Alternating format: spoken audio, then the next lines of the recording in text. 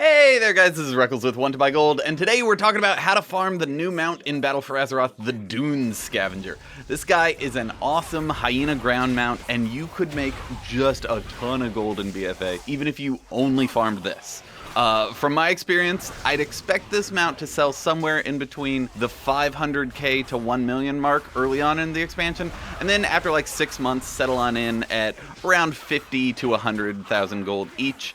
So, as I said, you will be a-okay if you just farm this for your entire gold making strategy. But, in addition to that, I also got 80 greens, and about 1,000 cloth, and just like 10k gold, before the mount dropped. And while I couldn't find any footage of it, I also looted an epic at some point, so maybe some BOE farming's in here. But blah blah blah. Even if you don't want the mount for your own personal collection, go out here and farm this. Now, I haven't done a video on it, but there's actually 7 sellable mounts coming up in Battle for Azeroth that we know of so far. 3 are from professions, 2 are farmed in the Alliance zones, and 2 are farmed in the Horde zones. For the crafted mounts, the engineering one, the Mecha-Mogul Mk2, has absolutely the best mount special in the game, and while the pattern drops from the MOTHERLOAD dungeon, no one knows where the reagents come from. I suspect one of them comes from farming the Lich King raid Ulduar, though, which I'm excited about. The blacksmithing mount, the Gallywix ATV, we don't have access to the required patterns on the beta. The fishing mount, the Great Sea Ray, shares the same model as the Darkmoon Skate, even though skates and stingrays are different animals, Blizzard. Also, its drop rate is a whopping 1%. That's so high that people who really enjoy fishing are going to very quickly have guild banks just full of these. Prices are going to tank. It's not going to be worth anything. So hopefully Blizzard makes this like a 1 in 500 drop rate from pools at least. For the farmed mounts, the Leaping Vein Seeker, which I lovingly call the Flying Nope, is going to be the most expensive one out of this entire list. It's the most awesome, but I'll cover that one in a future video. Golden Mane is just a basic horse model, so only completionists are going to care about him, and the Terrified Pack Mule is just a donkey, so who cares? I mean he's really, really cute, but I can't do a guide on him because no one knows where you get him from. My money is on the Hex-Thralled soldiers, though, so if you feel like going out and testing these on the beta or on live, let me know if you figure out where they drop from in the comments below. But if boring mounts and uncraftable items are out, let's farm us up a hyena. So, the Dune Scavenger drops in the Horde Zone Vol'dun. It's a desert zone, and don't worry, my Alliance brethren, you can come out here too. Once you hit max level, you can go to the opposing faction zone. You probably are going to want to turn off war mode, though. As far as we know, he drops from any Sethrak in the Horde continent. These are the new snake people in Battle for Azeroth, and most of them are located in Vol'dun. The confirmed drops are from Sethrak Skycallers and Faithless Aggressors.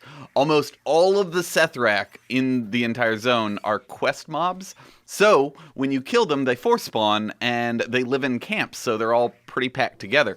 But I found the Skycaller area, I don't know, just a little too spread out for really efficient farming, and some of the enemies there are annoying and hit really hard.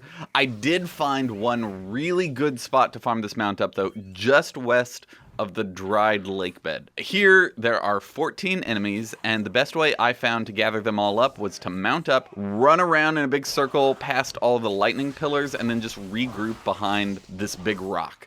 The casters will take a while to get to you because they stop and cast every 5 feet. So if you have ranged interrupts or extended period silences, use those and they'll speed everything up. But as I said, these are force spawn because they're quest mobs. This means that a minimum number of enemies have to be up all the time. In this case, it's 4, although some of the enemies by the lightning pillars spawn in pairs. So you'll have 8 respawn at once occasionally. As far as the drop rate goes, I can't tell you what that is yet because it's beta. We don't have the numbers yet, and Wowhead doesn't have anything. But I was killing about 600 enemies an hour when I was farming this solo. I highly recommend you do this as a group, though.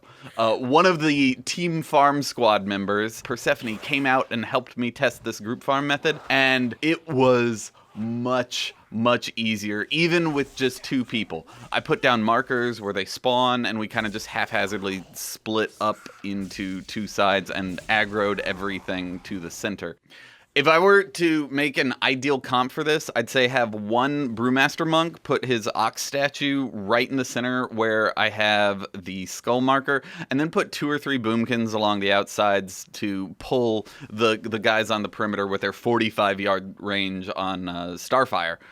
And then just have a really survivable burst AoE class, like Affliction locks. If you kill something with a lock while channeling Drain Soul, you generate a Soul Shard.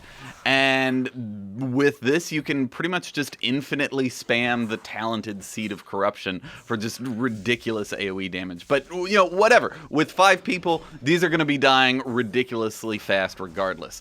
I'd also recommend you come out here on a Tailor or an Enchanter, because as I said, I got 80 greens and 1,000 cloth before I looted the mount. If I was on a Tailor, that'd be 1,500 cloth. So, I solo farmed for 4 hours and then spent another hour 2-manning it, and after just over 3,000 kills, I got the mount! Woo! It's so adorable, and the color scheme is just absolutely fantastic. Really good job, Blizzard. It even has the little flat head that hyenas have, and it's got a little basket of bones on it, you know, which I guess are just like little treats for when your little dog mount here is being a good boy.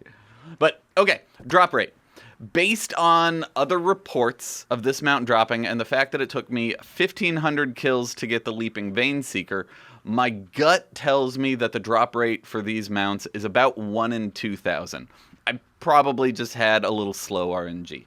Anyway, I hope you enjoyed the guide. Good luck on getting your mount. Sell as many of these as you can stomach farming in the first month, because once group farming for mounts becomes more popular, prices are going to fall dramatically. But that is it for me. Subscribe to Want to Buy Gold, and today only I'm giving everyone who likes this video a free Brutosaur mount. Definitely, that is definitely a true fact. Let me know if you find any other cool farms in BFA, or if you learn where the other mounts I mentioned come from. But other than that, thank you so much for watching. I hope you all have a great day. Good luck and happy gold making.